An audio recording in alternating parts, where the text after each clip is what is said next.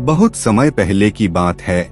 एक विशाल राज्य में राजा आदित्य नाम का एक राजा राज करता था। वह बहादुर, न्यायप्रिय और प्रजापालक राजा था। उसके राज्य में कोई भूखा नहीं सोता था, कोई अन्याय नहीं करता था। फिर भी राजा आदित्य का जीवन सुखद नहीं था। राजा को बचपन से ही राजमहल के नियमों और राजनीति की कठोरता ने घेर रखा था।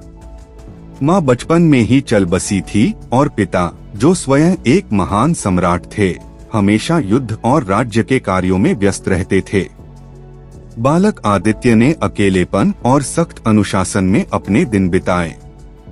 समय के साथ आदित्य एक शक्तिशाली और बुद्धिमान राजा बना, लेकिन उसके हृदय में एक खालीपन था।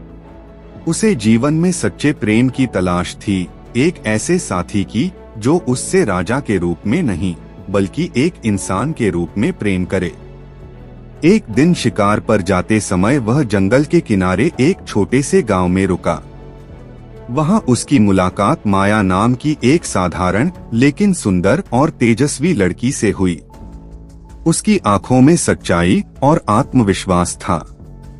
आदित्य ने पहली बार किसी के सामने खुद को राजा नहीं, सिर्फ एक साधारण व्यक्ति बताया। धीरे धीरे दोनों के बीच मित्रता बढ़ी और वो प्रेम में बदल गई। लेकिन माया को जब आदित्य की असली पहचान का पता चला, वह टूट गई।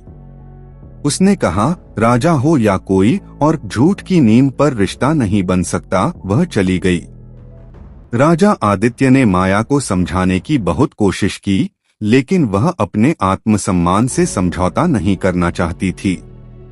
अंततः माया ने किसी और से विवाह कर लिया और गांव छोड़ दिया। राजा लौट तो आया अपने महल में, लेकिन अब वह राजा नहीं रहा, एक टूटा हुआ प्रेमी बन चुका था। उसने जीवन भर विवाह नहीं किया। वह अपने राज्य को और भी समर्पण से चलाने लगा, लेकिन उसके कक्ष की दीवारों के पीछे एक अकेला, उदास मन तड़पता रहा। समय के साथ राजा आदित्य एक किंवदंती बन गया, न्याय का प्रतीक, लेकिन एक ऐसे दिल के साथ जिसने सच्चा प्यार खो दिया था। राज्य में आज भी बुजुर्ग लोग कहते हैं, राजा आदित्य ने सब कुछ जीता, पर जिसे सबसे ज्यादा चाहा, उसे खो दिया। शिक्षा, जीवन में पद, प्रतिष्ठा या शक्ति से अधिक मूल्यवान होता है विश्वास और सच्चा प्रेम। जब उसे खो दिया जाए तो सारा वैभव भी अधूरा लगता है।